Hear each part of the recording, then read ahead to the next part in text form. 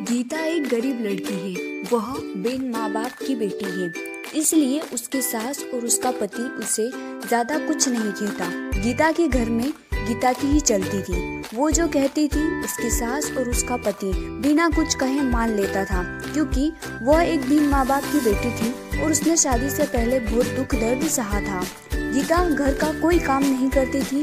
उसके घर का सारा काम उसका पति और उसकी सास करती थी और कुछ काम उसकी बेटी भी करती थी। गीता तो रोज अपना पर्स लेकर बाहर घूमने चली जाती थी। गीता को कोई कहता भी नहीं था कि वह इस तरह रोज बाहर न जाए या घर का काम करे। घर का काम उसका पति और उसकी सास कर लेती थी।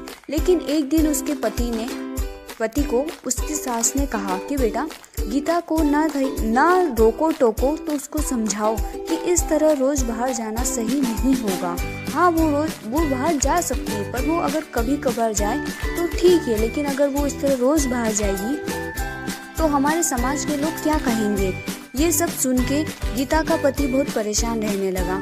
उसे समझ ही नहीं आता था कि वो करे तो क्या करे। अगर वो गीता को कुछ कहता था तो गीता नाराज हो जाती। उसे समझ ही नहीं आता कि वो करे तो क्या करे। वो गीता को कुछ ज्यादा बोल भी नहीं सकता था और वो ना ही माँ की बात टाल सकता था। इसी तरह गीता रोज अपने ससुराल वालों को कुछ न कुछ कहती रहती। घर में कुछ भी करना हो गीता की ही चलती थी। वो अपने पति और अपनी सासू को बहुत बातें सुनाती थी। अगर उनसे कोई काम ठीक से नहीं होता तो भी वे उन्हें डांट लगाती थी। फिर भी उसका पति और उसकी सास चुपचाप उसकी सारी बातें सुनते रहते थे, ये सोचकर कि कभी न कभी गीता को एहसास होगा कि वो जो व्यवहार करती है वो सही नहीं है। हम उसे लाड़ प्यार करते हैं, इसका मतलब ये नहीं कि वो हवा में उड़ने लगे।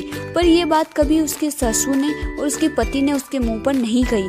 उन्हें सिर्फ इसी बात का विश्वास था कि कभी न कभी उसे इस चीज का एहसास होगा।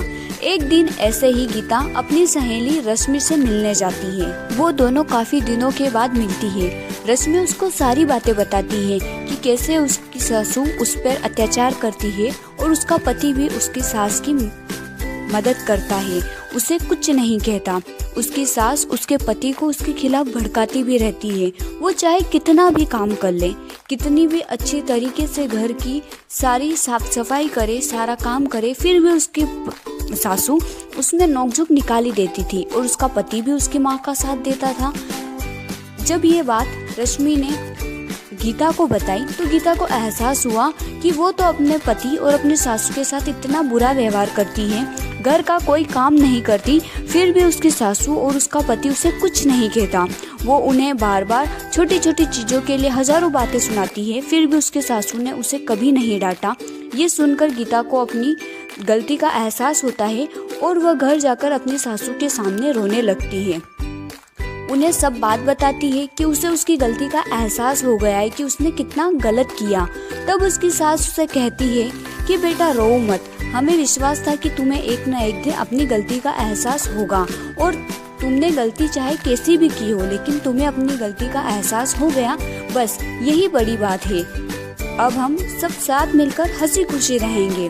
तुम बिल्कुल शौक मत मनाओ, क्योंकि हमें पूरा भरोसा था कि तुम एक अच्छी लड़की हो और तुम्हें एक न एक दिन अपनी गलती का एहसास जरूर होगा। इसके बाद गीता और उसका परिवार साथ मिलकर हंसी खुशी रहने लगा। वो सब मिलकर सारा काम करते और हंसी खुशी जीवन यापन करते। अगर आपको स्टोरी अच्छी लगी हो तो वीडियो को लाइक और चैनल को सब्सक्राइब जरूर करें। इसी तरह के ग्रीन इफेक्ट वाले वीडियो के लिए यह स्टोरी कार्टून वीडियो आप अपने वीडियो पर यूज़ कर सकते हैं। इसमें कोई कॉपीराइट नहीं आएगा।